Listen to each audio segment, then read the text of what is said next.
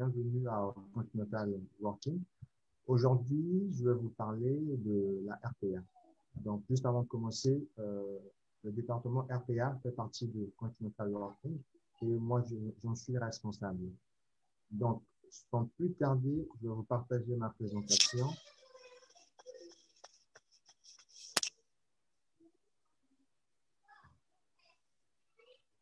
OK.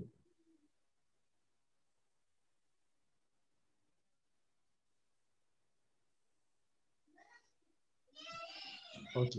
Donc, pour vous parler de la RPA, je suis parti de deux petites histoires.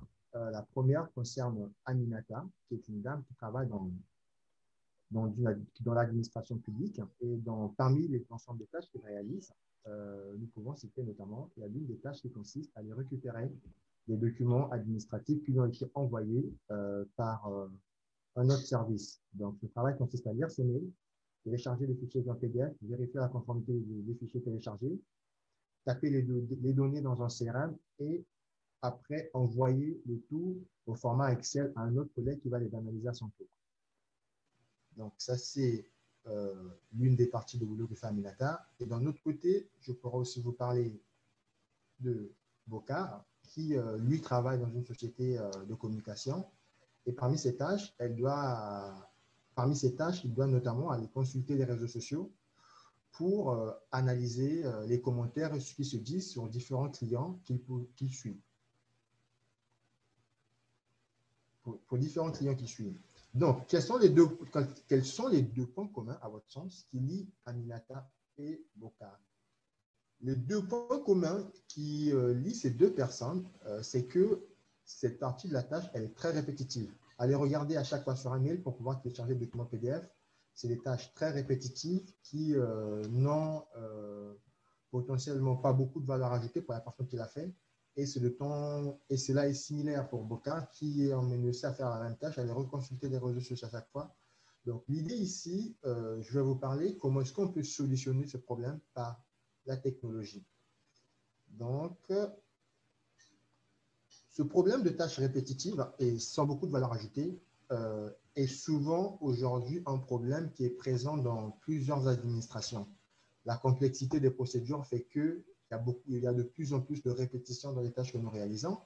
Donc, l'une des façons de pouvoir solutionner ce problème est notamment de pouvoir utiliser les solutions de Robotic Process Automation. Et juste avant d'y aller plus loin, je vais essayer de définir qu'est-ce que la RPA. Donc, la RPA, c'est un ensemble de techniques qui se basent sur des logiciels, sur des outils technologiques qui ont déjà gagné en maturité parce que ce sont des techniques qui remontent de plusieurs années.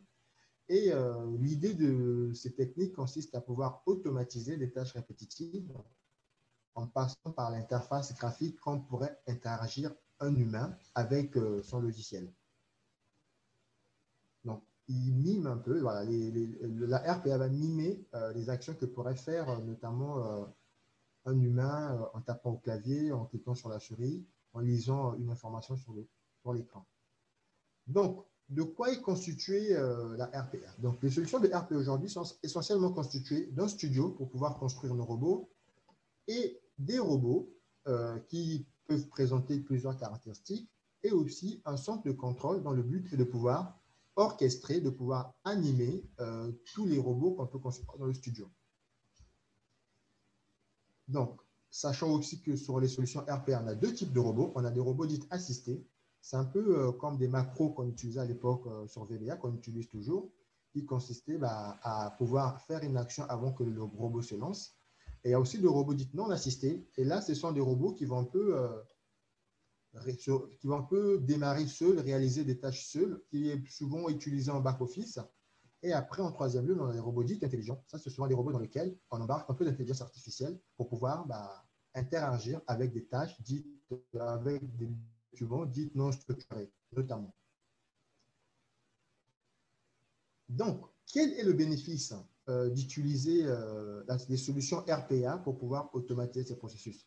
L'avantage des solutions RPA, c'est qu'ils améliorent, dans un premier temps, l'expérience utilisateur, que ce soit du côté du travailleur qui réalise ses tâches ou du client final dont le résultat serait plus rapide et aussi juste, parce que les robots ne se trompent pas, à moins qu'ils soient mal codés dès le départ.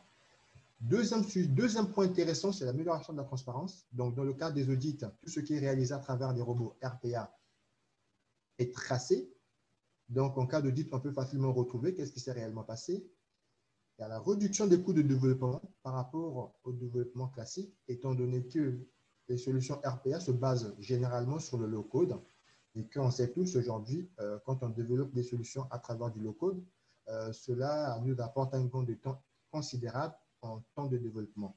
Et en troisième temps, la réduction d'erreurs. Comme le robot ne se trompe pas par rapport à l'humain qui peut être victime de la fatigue ou d'épuisement, le robot peut répéter la même tâche avec la même fidélité en termes de résultats jusqu'au bout. Donc, tous ces points permettent finalement l'amélioration de la productivité. Donc, le fait de ne pas faire des erreurs, le fait d'avoir des clients qui sont satisfaits derrière, le fait de pouvoir améliorer la transparence. Et tout cela permet finalement de pouvoir améliorer la productivité de l'entreprise ou de l'organisation qui utilise ces robots.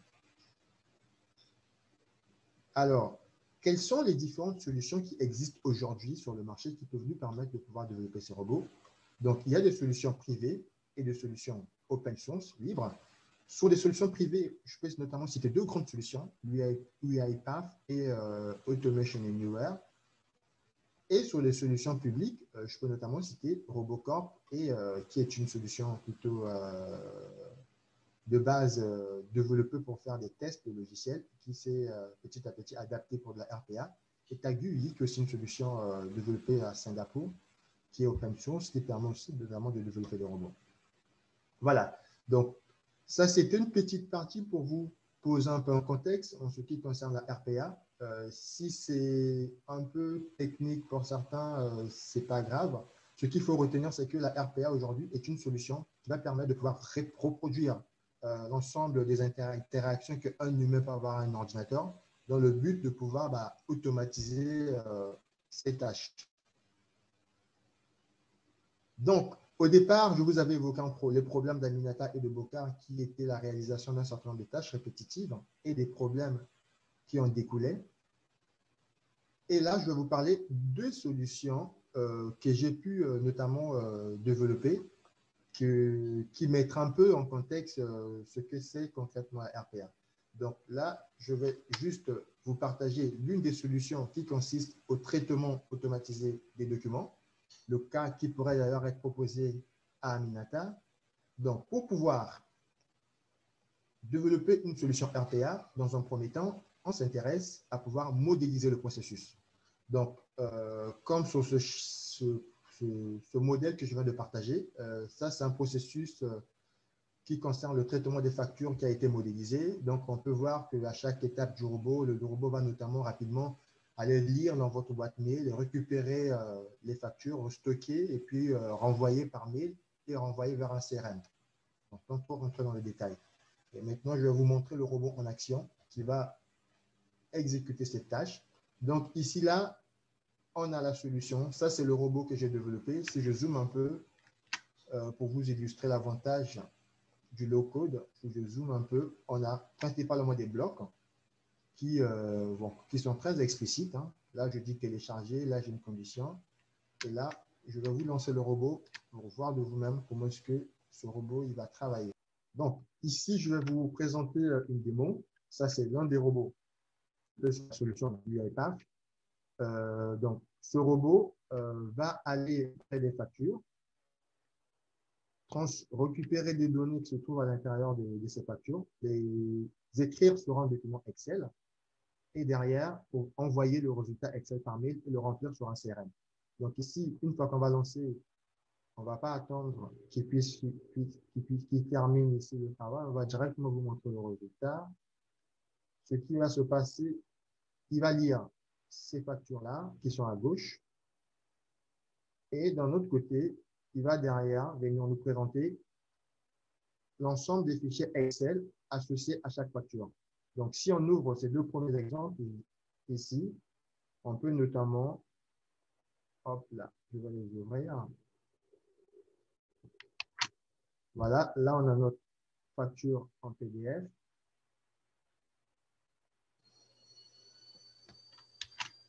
Et là, on a notre facture Excel et PDF. On peut donc constater que tout un certain nombre d'informations a été récupéré. Le total, comme on le voit ici, on a les détails sur les éléments commandés, comme on peut le voir là.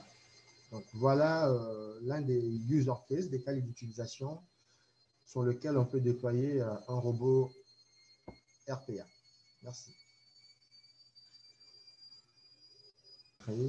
Donc voilà un exemple concret de ce que peut faire notamment un robot RPA. Et dans le cas de Boca, on aurait pu aussi avoir la même démarche, construire un robot qui part lire au niveau des réseaux sociaux et qui va, en utilisant l'intelligence artificielle, qui va analyser le sentiment des différents commentaires et à base du retour de ces sentiments qui pourra soit avertir Boca pour potentiellement apporter une réponse ou adresser un remerciement si c'est un commentaire notamment positif.